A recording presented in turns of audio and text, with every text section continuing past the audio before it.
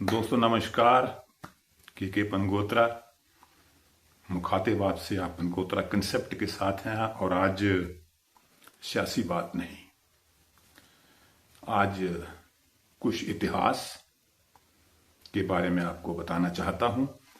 तो पिछले दिनों में लगभग 1.5 महीना असम में रहा, गुवाहाटी।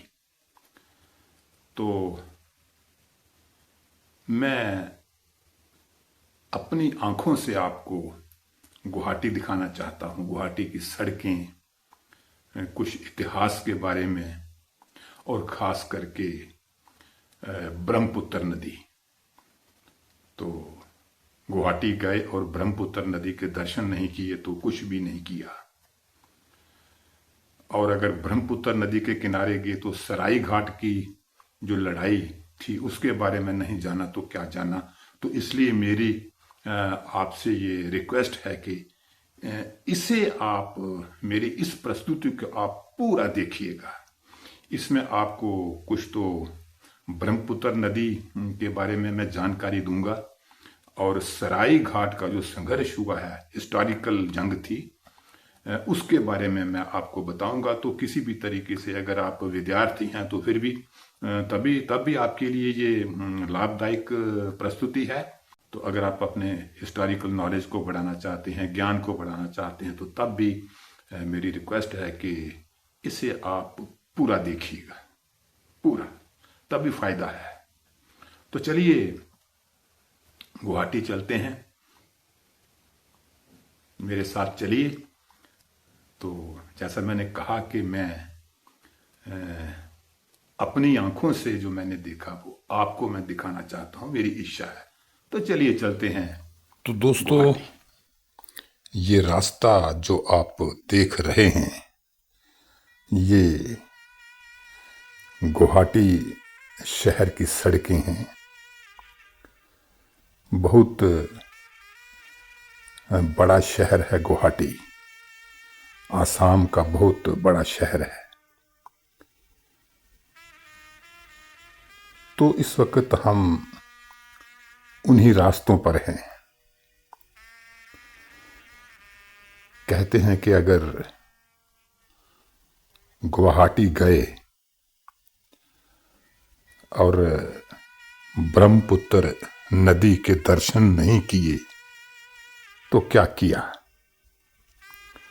और गुवाहाटी जाकर अगर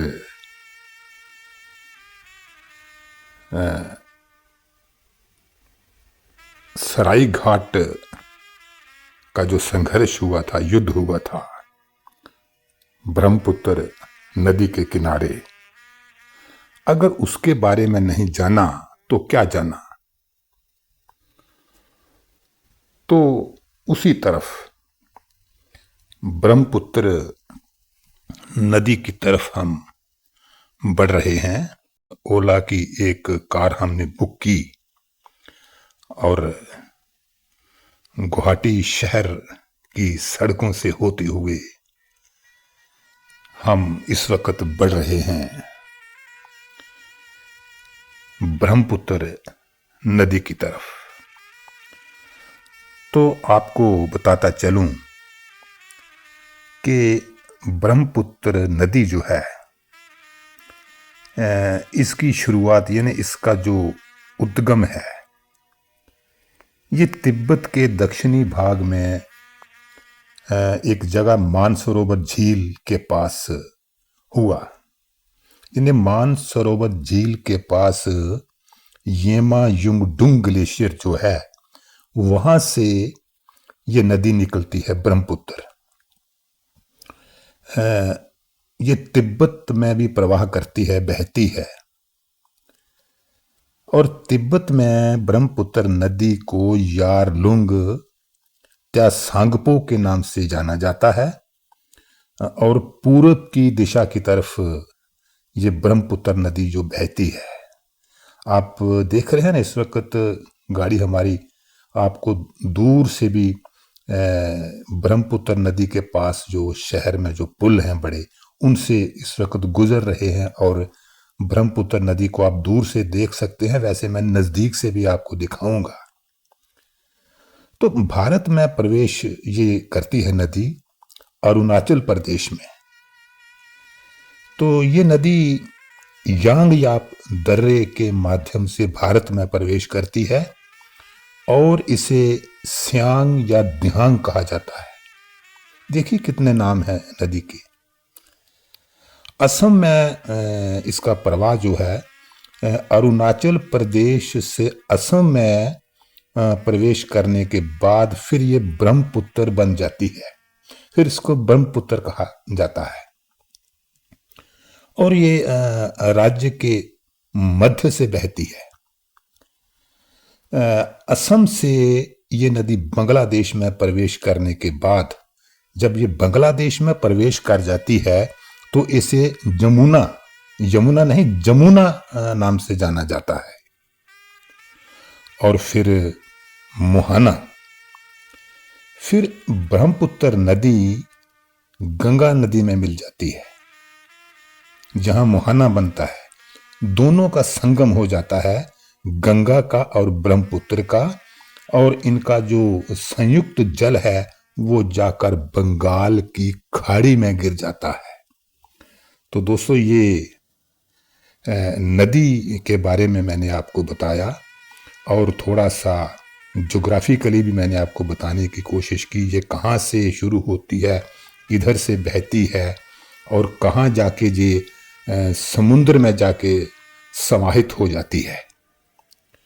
तो अब दूसरा जो इसका एस्पेक्ट है वो है historical. Being a student of history, तो मेरी ये कोशिश रहती है कि मैं जहाँ जाऊँ वहाँ के इतिहास को जानने की कोशिश करूँ, क्योंकि मैं हिस्ट्री का स्टूडेंट रहा हूँ। तो दोस्तों यहाँ ब्रह्मपुत्र के किनारे एक बड़ा ऐतिहासिक युद्ध हुआ था, सराय घाट की लड़ाई हुई थी। तो ये सराय घाट की जो लड़ाई है एक शक्तिशाली साम्राज्य के खिलाफ आसामिया वीरता और प्रतिरोध के प्रतीक के रूप में मनाया जाता है। सराय घाट की लड़ाई को लोग याद करते हैं, एक दिन मनाया जाता है। तो अगर सराय घाट की हम बात करें तो ये युद्ध 1671 ईस्वी में हुआ था, जब भारत में मुगलों का राज था। तो 1671 में मुगल बादशाह औरंगजेब था। उस समय सराय घाट की लड़ाई में मुगल सेना का नेतृत्व राजा राम सिंह प्रथम कर रहे थे, जबकि अहोम सेना जो असमिया सेना थी, अहोम सेना का नेतृत्व लचित बोरफुकन कर रहे थे। तो मैं आपको बताऊंगा कि लचित बोरफुकन कौन थे। सराय घाट का युद्ध सन 1671 में लड़ा गया। अहोम राज्य और मुगल साम्राज्य के बीच एक महत्वपूर्ण युद्ध था। ये युद्ध वर्तमान इस समय गुवाहाटी यानी असम में सराय घाट के पास ब्रह्मपुत्र नदी पर हुआ था। वहीं मैं आपको ले जा रहा हूं, उसी जगह पे मैं आपको ले जा रहा हूं, यहां ये युद्ध हुआ था। ये युद्ध दोनों शक्तियों के बीच लंबे समय से चले आ रहे संघर्ष की परिणति थी, जिसमें मुगल अपना साम्राज्य पूर्व की ओर बढ़ाना चाहते थे और अहोम यानी असमिया लोग और अहोम अपने राज्य की रक्षा करने के लिए दृढ़ थे।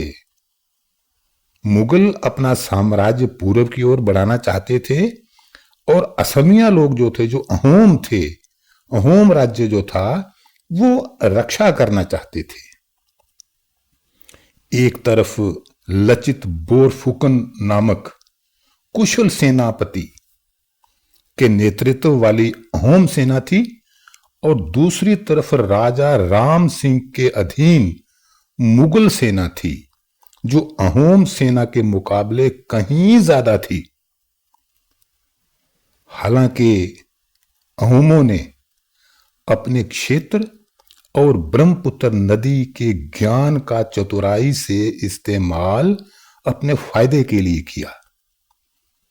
यानी ब्रह्मपुत्र नदी का ज्ञान, उन लोगों को ब्रह्मपुत्र नदी का ज्ञान था, यानी कहने का मतलब है कहां गहरी है, कहां गहरी नहीं है, कहां से जाना है, इसका उनको ज्ञान था। लेकिन मुगलों को इस बात का ज्ञान नहीं था। लचित बोरफुकन ने कौन सी रणनीति अपनाई? छापामार युद्ध, यानी गुरेला वारफेयर।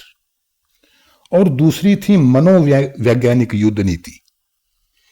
इससे आप कह सकते हैं जैसे हमारे बाबर के बारे में कहते हैं कि वो भाषण करने में बहुत माहिर थे और अपने सैनिकों के दिलों में वो जोश भर देते थे। इस तरह की एक जो मनोवैज्ञानिक नीति थी वो भी अपनाई। मुगल सेना के आंदोलन को बाधित करने के लिए नदी का उपयोग करने जैसी नवीन रणनीति अपनाई कि अगर संघर्ष जो है वो दरियाई हो तो नदी का इस्तेमाल कैसे करना है। कमजोर होने के बावजूद अहोम सराय घाट के युद्ध में विजय हुए। इस निर्णायक जीत से न केवल मुगल आक्रमण को वापस कर दिया बल्कि संघर्ष में एक महत्वपूर्ण मोड़ के रूप में भी काम किया। असम को जीतने की मुगल महत्वाकांक्षाओं को प्रभावी रूप से रोक दिया गया। हालांकि मुगलों ने कुछ और प्रयास किए, लेकिन अहोमों ने अपने राज्य का सफलतापूर्वक बचाव किया। दरिया के भी दर्शन हैं। ये अरुणाचल आसाम को सिंचित करती है ये नदी, और भारत की सबसे चौड़ी नदी है। ऐसे लगता है मानो एक समुंदर हो। तो ऐसी नदी के दर्शन करना, और मेरी यही कोशिश थी कि जो मैं देखूं वहां जाकर उसे मैं अपनी आंखों से आपको दिखाऊं। तो मुझे लगता है कि आपने ये पूरा सराय घाट के युद्ध के बारे में जाना होगा और ब्रह्मपुत्र नदी के बारे में भी आपने जाना होगा। तो दोस्तों इजाज़त दीजिए के पनखोत्रा को। कोशिश मेरी होती है और भी जो जितने भी मैं अपने मैटर्स जो आपको आपके सामने पेश करता हूँ, मेरी कोशिश यही होती है कि इससे आपके ज्ञान में वृद्धि हो। तो मेरी कोशिश कैसी रही आप कमेंट में मुझे ज़रूर बताएंगे। नमस्कार।